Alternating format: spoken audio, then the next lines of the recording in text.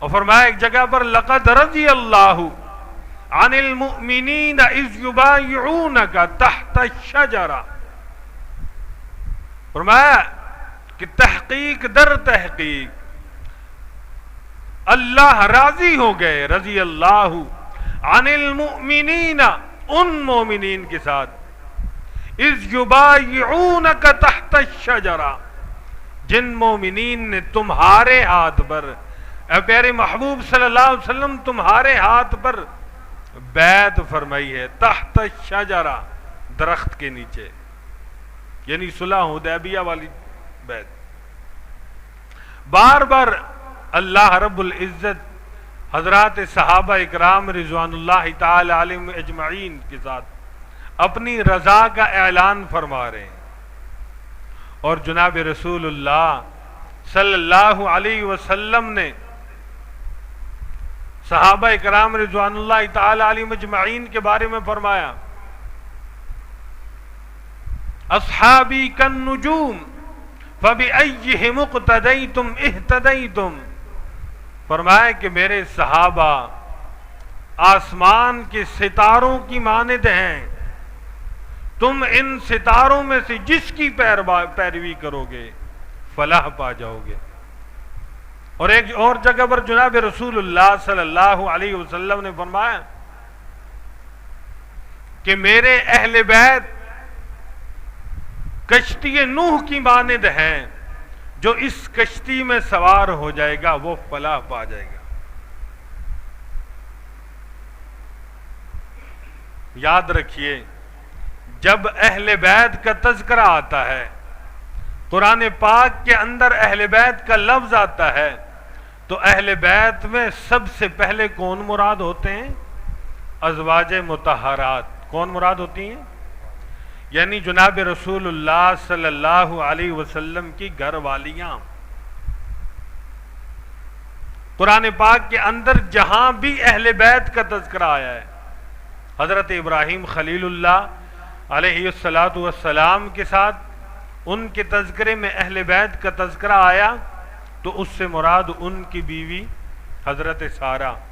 سلام اللہ علیہ۔ خود جناب رسول اللہ صلی اللہ علیہ وسلم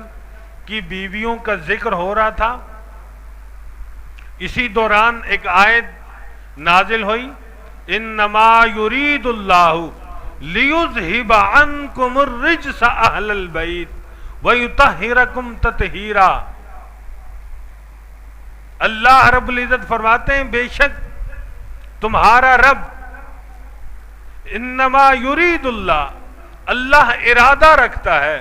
لیذہب عنکم الرجس اہل البیت، اے اہل بیت تم سے گندگی کو دور کر دے،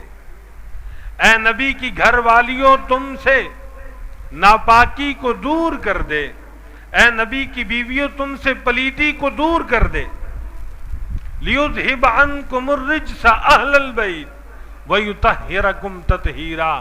تمہیں پاکیزہ بنا دے، صاف ستھرا بنا دے، تمہاری زندگی کو نکھار دے۔ یہ آیت مبارکہ جس جگہ پر آئی ہے، اس جگہ پر جناب رسول اللہ صلی اللہ خالصتاً جناب رسول اللہ صلی اللہ علیہ وسلم کا ان کی بیویوں کے احکامات ہیں۔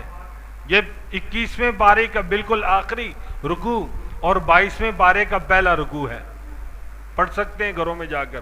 ترجمے والا قرآن اٹھائیں، دنیا کا کوئی ترجمہ اٹھائیں، اپنی مرضی کا ترجمہ اٹھائیں، کسی مسلک کے عالم کا ترجمہ اٹھائیں، آپ اس پورے رکوع کا ترجمہ اپنے گھروں میں پڑھے ہوئے قرآن پاک سے پڑھیں، اس میں نبی کی بیویوں کا تذکرہ ہے۔ لیکن یہاں پر یاد رکھیے جب یہ آیت مبارکہ انما یرید اللہ لیذہب عنکم الرجس اہل البیت ویطہرکم تطہیرا، یہ آیت مبارکہ نازل ہوئی، حضرت ام سلمہ رضی اللہ تعالی عنہ جناب رسول اللہ صلی اللہ علیہ وسلم کی بیوی، حضور ان کے گھر موجود ہیں، ان کی حجرہ مبارکہ کے اندر موجود ہیں۔ جناب رسول اللہ صلی اللہ علیہ وسلم نے حضرت علی کرم اللہ وجہہ کو بلایا حضرت فاطمۃ الزہرا رضی اللہ تعالی عنہ حضرت حسنین کریمین حسین و حسن کو بلایا، اور حضرت ام سلمہ فرماتی ہیں حضور صلی اللہ علیہ وسلم کے مبارک کندھوں پر یا ایھا المزمل والی چادر موجود ہے۔ جناب رسول اللہ صلی اللہ علیہ وسلم نے ان چاروں کو بٹھایا اور اس چادر کو جناب رسول اللہ صلی اللہ علیہ وسلم نے ان کے اوپر یوں تان دیا، ان کے اوپر اس چادر کو بچھا دیا، اس چادر کو ان کے اوپر اوڑھا دیا، اور پھر جناب رسول اللہ صلی اللہ علیہ وسلم نے اللہ سے دعا کی، یا اللہ تو نے میرے اہل بیت سے ناپاکی کو دور کرنے کا وعدہ فرمایا ہے، تو نے میری بیویوں سے، میری گھر والیوں سے ناپاکی اور پلیتی کو دور کرنے کا وعدہ فرمایا ہے، تو نے ان کو پاکیزہ اور صاف ستھرا کرنے کا وعدہ فرمایا اللہم ہؤلاء اہل بیتی، یا اللہ میری بیویاں وہ ہیں جن کو تو نے میرا اہل بیت بنایا ہے، میری بیویاں وہ ہیں جن کو تیرے قرآن نے میرا اہل بیت بنایا ہے۔ فرمایا میں محمد تم سے دعا کرتا ہوں، یا اللہ اللہم ہؤلاء اہل بیتی، یا اللہ ان چاروں کو بھی اہل بیت میں شامل فرما کے اس آیت مبارکہ کا مصداق بنا دے۔ حضرت ام سلمہ رضی اللہ عنہا فرماتی ہیں یا رسول اللہ کیا میں اس چادر کے اندر میں بھی آ جاؤں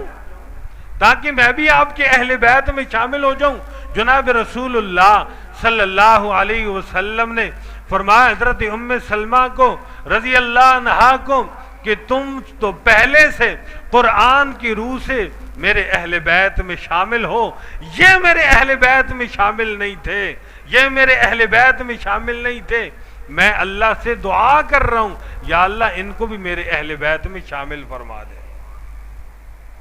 یہاں پر ایک اور اعتراض کرنے والے اعتراض کرتے ہیں حضور کی تو 4 بیٹیاں ہیں،